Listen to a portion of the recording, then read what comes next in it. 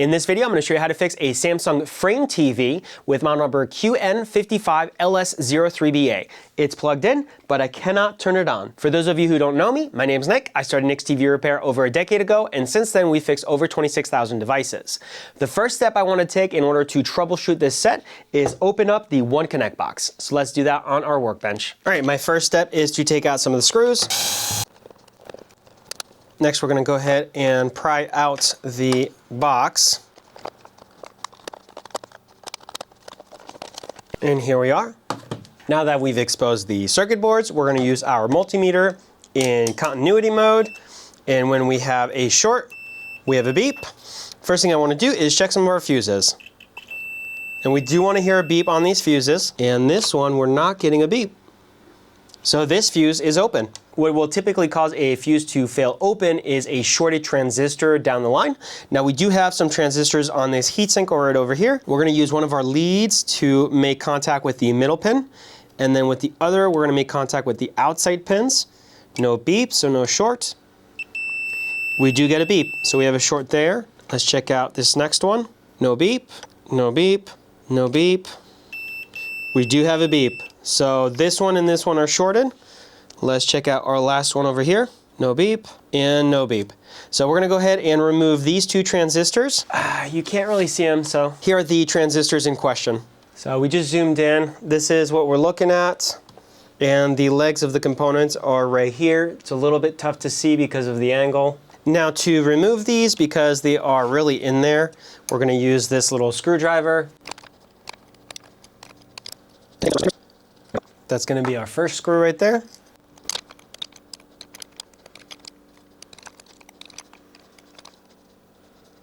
Okay, and that's our second screw. Now over here we do have a clip, so we're going to disconnect that. Now we do have a few screws holding this power supply down, so we'll go ahead and remove those. And that should be it. There we go. All right. It gave me just a little trouble. The transistors in questions are on this line. We're going to zoom all the way in. And again, we had the center pin to the far outside pin.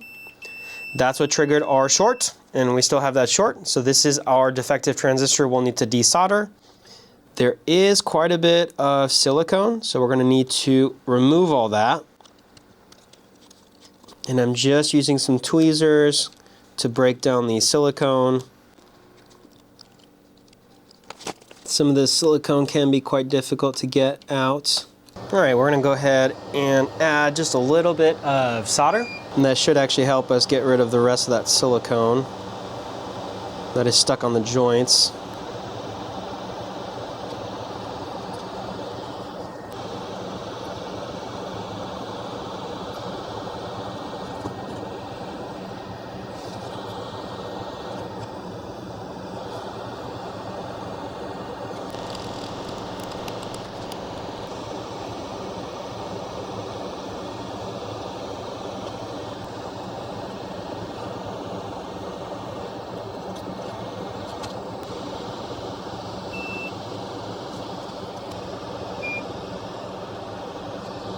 Okay, it looks like these two legs are free and clear.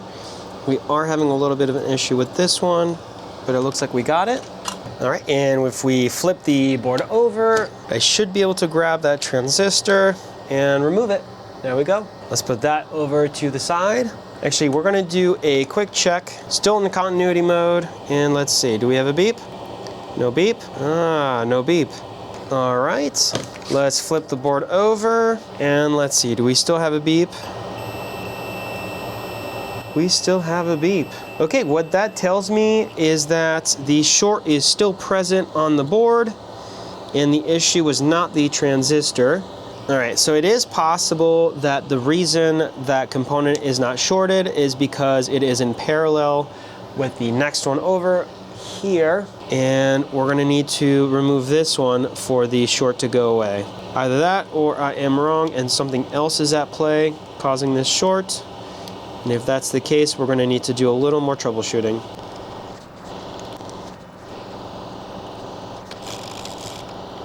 Go ahead and add a little bit of solder and remove it. and it looks like I may actually have possibly damaged the pad while cleaning off the silicone. We'll have to just double check that here in a second. Yeah, it does look like that's going to be the case. That is okay, but we are going to have to rebuild it.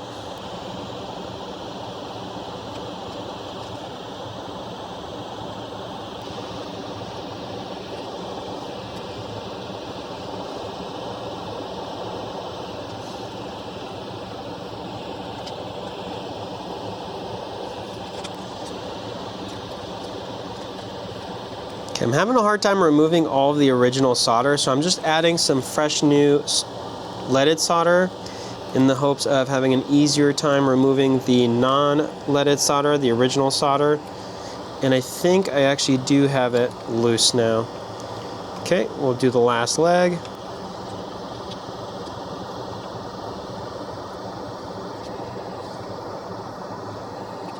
Okay, and I think it's loose. Same thing, let's flip the board over and remove the transistor. Here we are. Again, we're in continuity mode. Aha! We do have a short. Now, I don't know if it really matters, but I am noticing that the transistor has almost no thermal paste on the back. This one has some, but it's not fully covered. And this one has very, very little right here.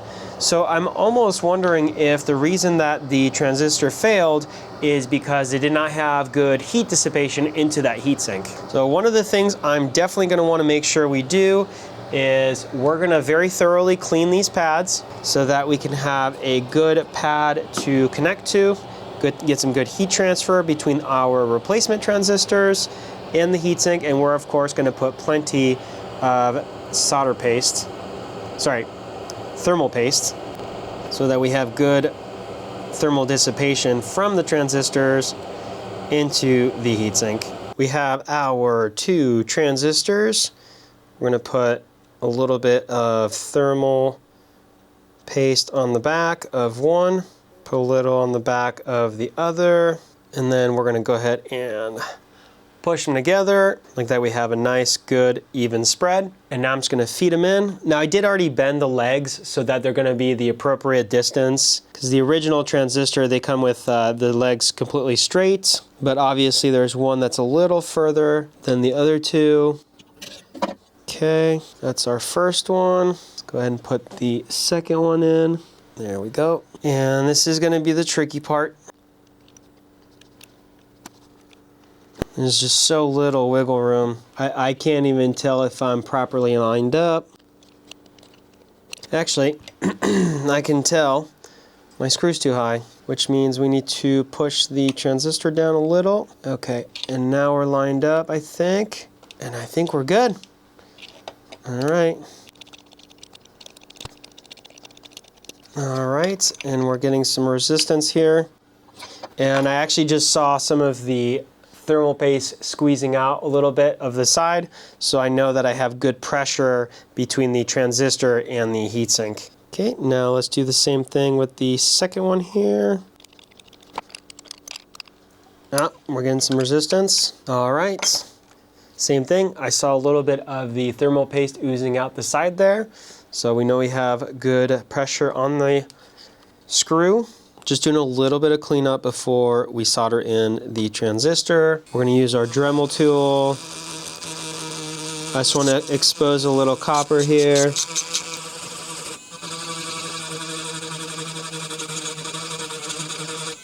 Just going to add a little solder on both sides. We have our trace. Just going to feed it back on. And then we're just going to bridge everything back together.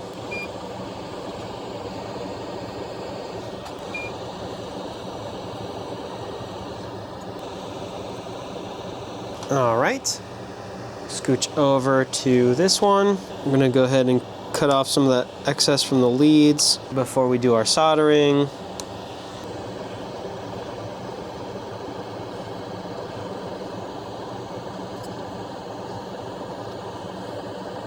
You know, I didn't get the flow I was hoping for on this one, so I'm gonna add just a little flux to the joints, and we're gonna touch that up.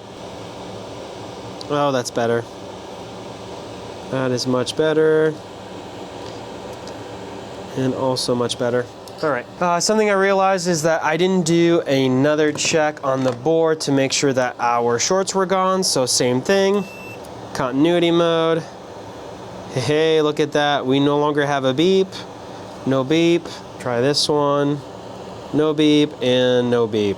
Now that we've gotten rid of all of the short on the board, next step is to remove the fuse and replace it. We have some silicone covering it, of course, so we're gonna have to remove that. And I just need to remove enough so that the leg is free. And you know what? That should actually be good enough. This is our fuse right here. Just adding a little bit of solder. And we're gonna use the desolder pump. That didn't really do it. I think that's better. That was not very good. Try adding a little more solder here. Try really getting good flow. Well, that's I disconnected, but this one is just giving me a hard time. So I'm gonna remove it manually. Now this fuse here is a 6.3 amp, 250 volts. This is my replacement. Now physically, the replacement is a little smaller, but that won't matter. It is rated for the appropriate 6.3 amp and 250 volts. Okay, let's go ahead and solder it in.